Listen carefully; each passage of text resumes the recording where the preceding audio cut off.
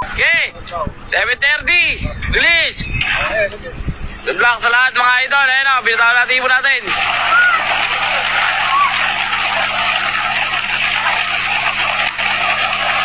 Sa lahat mga idol.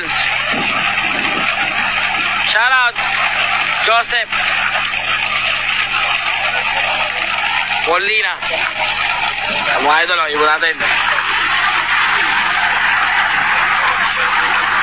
Shoutout Rosario Daniel.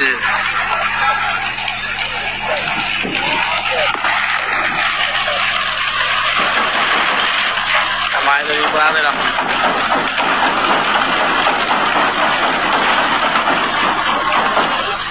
Good luck sa lahat mga idol.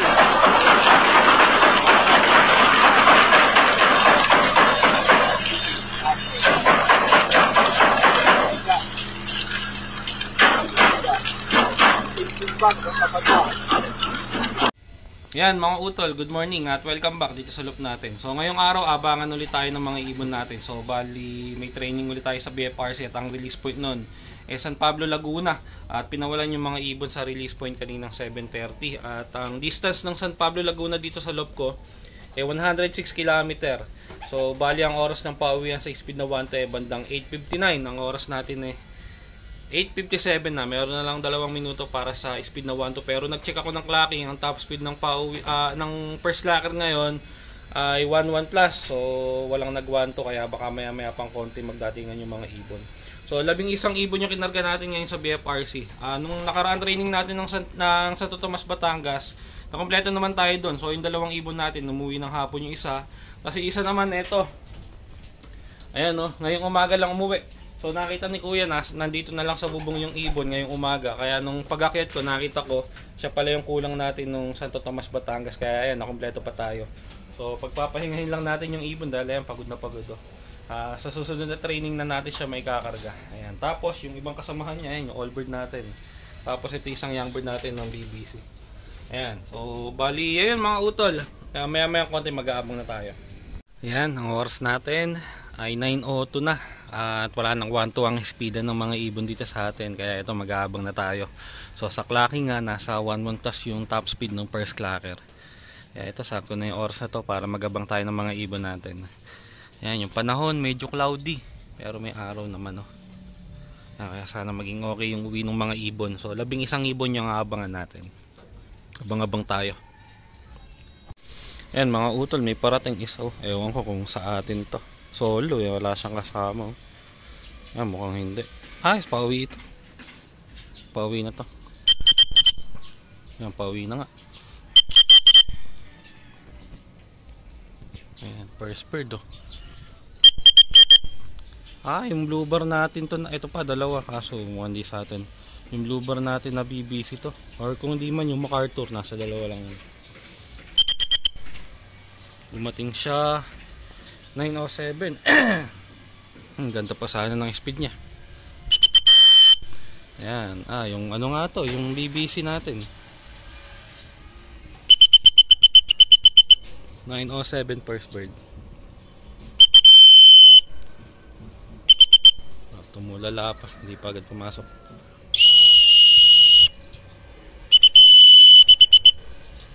Pasok!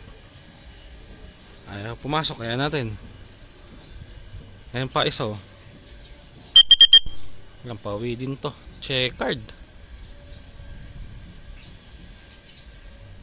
Checkered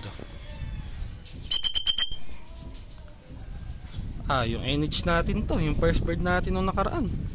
Consistent din siya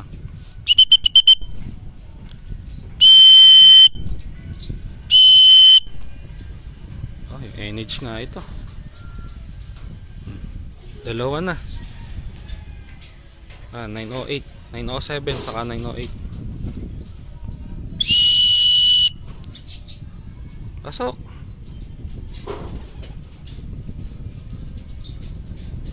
Ayan, 1-1 plus pa yung speed nilang 2.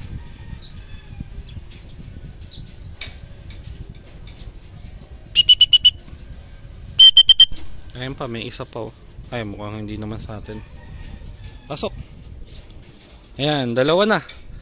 Siyam pa yung kulang natin. Eto. Dalawa sa atin dito, third bird saka fourth bird. Ayan, meron tayo. Galing ng norte yung isa eh. Ayun. Ayan, yung isang NH natin na hen. Tapos, ayun yung white light natin. Ito pa isa. Ewan ko kung sa atin to. Mukhang sa atin din. Ito pa oh. Ayun, yung saddle natin. Ito na. Ayan, nag-aabot-abot na sila. Ang dami na nilang umiikot din eh. Hindi pala. Kala ko yung saddle natin eh. Ayan. Third saka fourth bird natin. Ito na. Ewan ko kung meron pa tayo dito sa umiikot. Mukhang wala na. So yun, wala tayo dito sa mga umiikot. So ito lang sa atin yung dalawa. Ayan, bali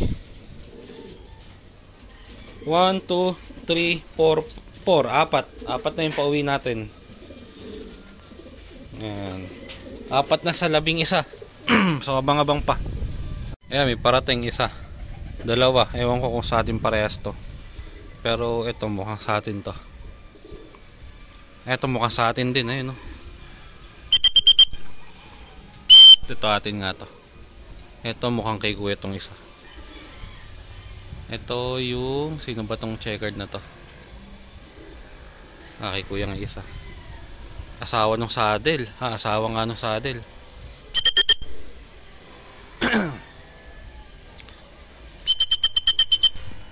Kaso na. Ayan, ito, pa 5 ibon.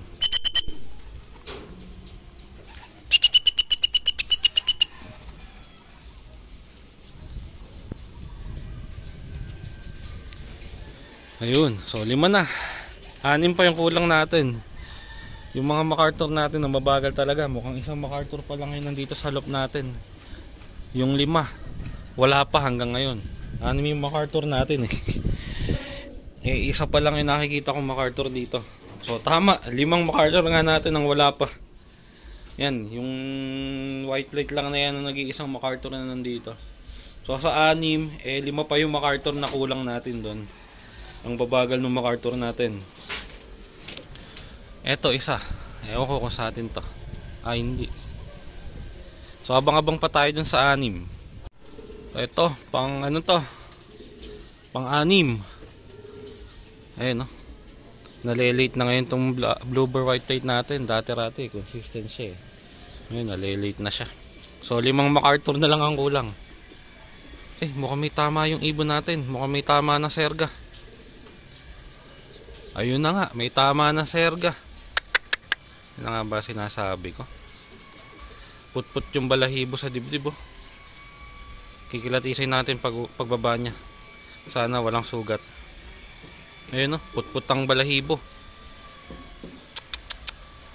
Ay nako, disgrasya pa ata.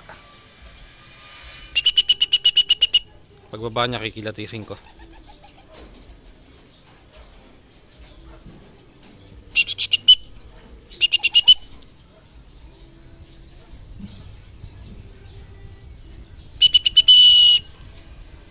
Ito, ayan, isa oh.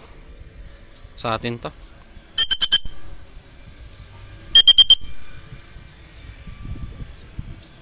Sa atin nga ata ito. Ito, ayun. Ayan yung MacArthur natin blue bar. Ito yung nalate natin nung Santo Tomas. Ito yung umuwi ng hapon. Ayan, buti. Ngayon, ito siya oh. Oh.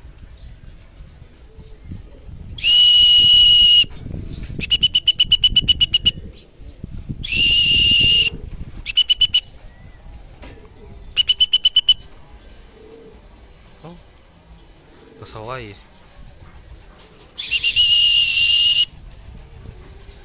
Ayan, pang ano natin, pang 7. 4 pa yung kulang nga. Ito yung isa natin, ayun oh. May tama nga yung dibdib niya.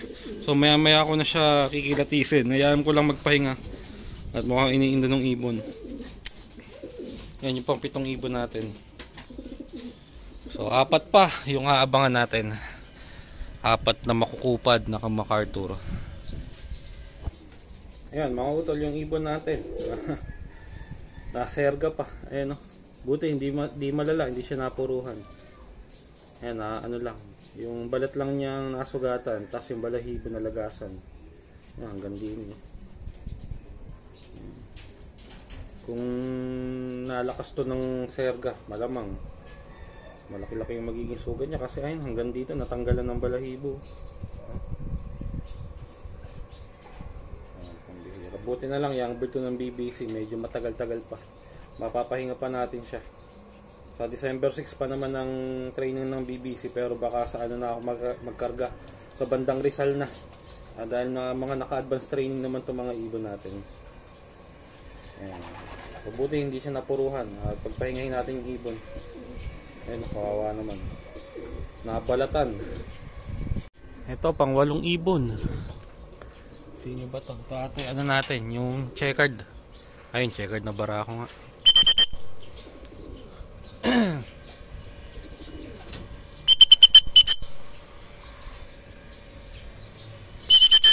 Tatlo pa kulang natin. Saddle. Yung checkered na lagi na lelate. Saka yung isang checkered din na pearl eye.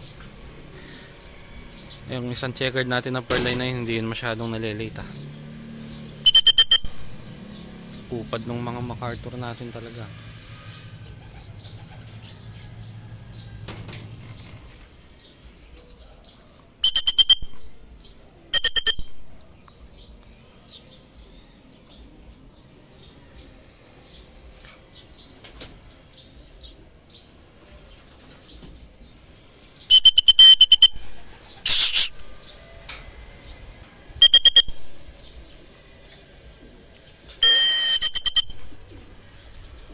Ayan, pang 8.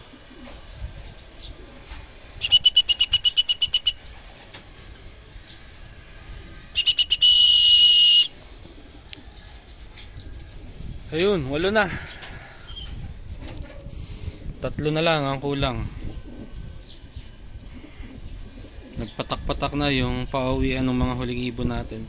Hindi kagaya kanina, kahit pa paano nag-abot-abot pa yung ilan. Ayun. So, 3 pa. Eto isa. Ayun, yung isang checkered natin na pearl eye.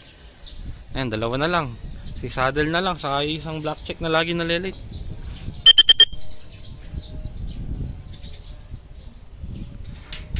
Eto, first time na ito malate ng ganito. Nung mga nakakaran, hindi naman ito nalilate. Ayun. Pang siyam.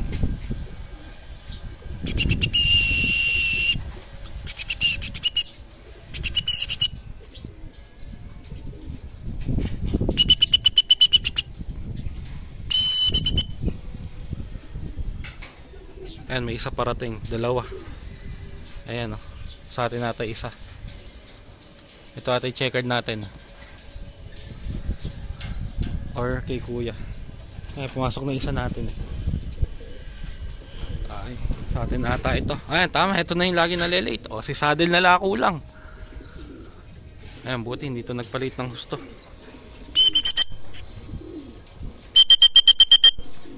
Ito. Ayun, ito na si saddle. Ayan, nag-aabot sila. Ay, ayos, kumpleto na tayo. Galing norte si saddle. Ayan, o. Ayan, nag-aabot na silang 2. Pumekta si saddle. O, ayan, last bird natin. Naunahan pa yung pang 10. Ito yung isa natin, yung pang 10th bird. Ayan, kumpleto na tayo. Ayan si saddle, o. Ito yung lagi nalilate. Ayan, so 10 natin. Huling-huling pumasok. Pasok na, sige na. Umaga tayo nakakompleto. Ang oras natin 9:29. Kompleto na tayo. Ayan. Ayan, buti walang nagpalit ng husto dito sa mga ibon natin. Ayan sila, oh.